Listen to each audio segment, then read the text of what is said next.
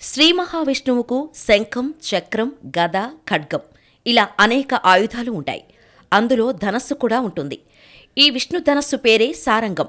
అందుకే నారాయణుడు సారంగపాణి అయ్యాడు, సారంగాన్ని ధరించినవాడు కాబట్టి. అయితే శ్రీరంగనాథుడి సారంగ ధనస్సు వెనుక పెద్ద కథే ఉంది.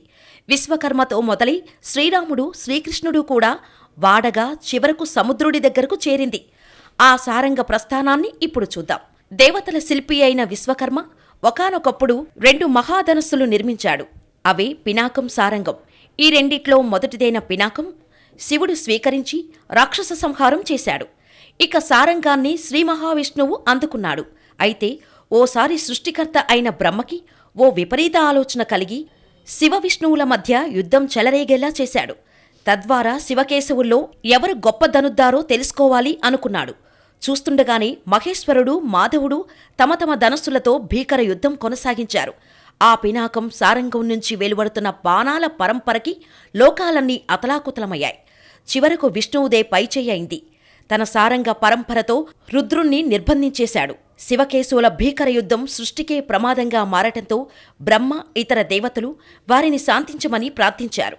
శ్రీ మహావిష్ణువునే విజయుడుగా ప్రకటించారు. ఈ పరిణామంతో కోపోద్రిక్తుడైన శివపరమాత్ముడు తన పినాకాన్ని భక్తుడైన ఒక మహారాజుకి ఇచ్చేశాడు. అతను జనక మహారాజు వంశంవాడు. అలా శివధనస్సు జనక మహారాజు వద్దకు సీతమ్మ వంశం ఆధీనంలో ఉంటూ వచ్చింది. అదే పినాకాన్ని శ్రీరాములవారు ఎక్కుపెట్టి విరిచేసి సీతమ్మను వివాహమాడాడు. ఇక శివుడు తన ధనస్సును ఇచ్చివేయటంతో విష్ణువు కూడా తన సారంగ ధనస్సుని బుచీకుడు అనే మహర్షికి ఇచ్చేశాడు. అది వారి వంశంలోనే ఉంటూ చివరకు బుచీకుడి మనవుడు అయిన పరశురాముని వద్దకు చేరింది. శ్రీ మహావిష్ణువు అయిన సారంగంతో అనేక క్షత్రియ వంశాల్ని అంతం చేసిన పరశురాముడు రాముణ్ణి కూడా ఎదిరిస్తాడు. శివధనస్సు భంగం చేశాడు అని అతని మీద అగ్రంతో యుద్ధం ప్రకటిస్తాడు.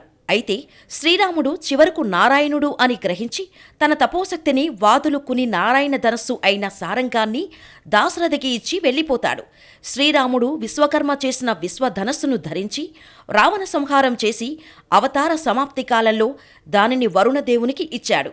ఆయన తన వద్ద దాచిన అదే ధనస్సును శ్రీకృష్ణ అవతార కాలంలో మరోసారి నారాయణుడైన వాసుదేవుడికి అందించాడు. ఖండవవన దహన కాలంలో సారంగాన్ని వాడిన కృష్ణుడు తర్వాత సాల్వుడు అనే రాజును కూడా సారంగంతో ఎదుర్కొంటాడు.